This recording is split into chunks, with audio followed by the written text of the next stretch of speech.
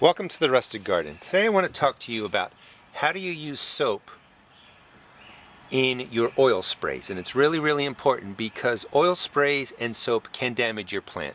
First rule of thumb, anytime you make a new spray, even if you're getting from me, and I know a lot of you have been following me for years, always test spray, because there's a chance that the spray that works for me or somebody else could damage your plants based on weather, different factors, those kind of things. So when you make a spray for the first time, spray a couple leaves on your plants, wait 48 hours, see if there's any damage, then go ahead and use that spray. So when you're making oil spray, you're going to be putting some sort of oil. This is neem oil. I usually put 1 to 2 tablespoons of neem oil into a gallon, and that's what I use for my neem oil sprays. Right in in these 3 containers, this is a gallon of water with 1 tablespoon of neem oil in each. Now, once you put the oil in, here's just water and neem oil. You see that the oil is floating on top. And if you were to put this in the sprayer without the soap, the hose from the sprayer goes down to the bottom. You're just going to be spraying water onto your plant, because you see how quickly the oil rises, and we know that oil and water don't mix. So you use soaps to disperse the oil evenly through the water. That's why you need soap in there. Now, putting in too much soap can also damage your leaves, so you want to use just enough to disperse the oil through here, so that when you give it a good shake, it stays mixed for a good 3 to 5 minutes. And you can see the oil came back to the top, so we have to add soap. So it's pretty straightforward. When you use most oils, you're putting in a tablespoon to 2 tablespoons. Just check out the recipe of the oils you're using. But the question I get next is, how much soap do I put in? And that's where it varies greatly. Most soaps are concentrated with degreasers, with fragrances, with stronger chemicals or concentration than a very basic soap. This is Castile soap, C-A-S-T-I-L-E. Sometimes it's spelled C-A-S-T-I-L-L-E, and sometimes it's pronounced Castile.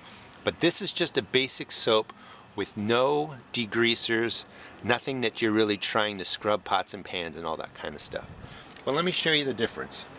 So what I recommend is, when you're using a gallon, start with a half a teaspoon. Put half a teaspoon in there, shake it up, and see what happens. Most of the time, a half a teaspoon's not going to be enough, but you always want to start with something that's a little bit less.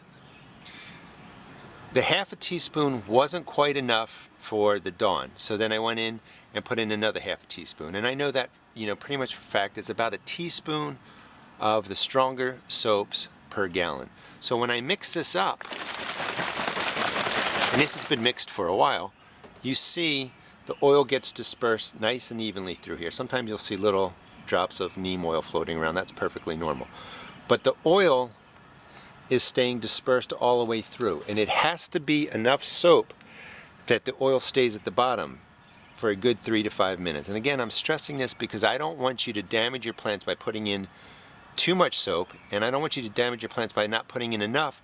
The oil floats back up, you're just spraying water, and as you get to the top, you put this heavy oil concentration onto your leaves. That will cause damage too. But you can see how this is staying dispersed. So the stronger soaps with degreasers, it's about a teaspoon per gallon. But again, start with a half a teaspoon, shake it up, see how it goes. And you don't have to buy these containers. I recommend just get a milk jug, and the milk jug will serve this function too. You make the spray in a milk jug, make sure everything disperses nicely, and then put it into your sprayer. But you can see how this is staying dispersed. This does, however, have degreasers and other chemicals in it that you may not want to spray on your plants. Now, this is the neem oil with 1 teaspoon of the Castile soap, and you can see that it comes to the top pretty quickly once I shake it. So 1 teaspoon of this type of soap works perfectly fine. 1 teaspoon of the basic soap with not a lot of with really no degreasers in it, that's not enough. So you'd want to add more. And I know from just experience, and I like to use this soap is that you need about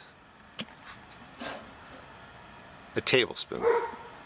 Now I already put some in there, so I'll do a little less than this tablespoon. Whoops.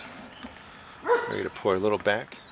So that will be about a tablespoon of the most basic soap, and sometimes that's not even enough.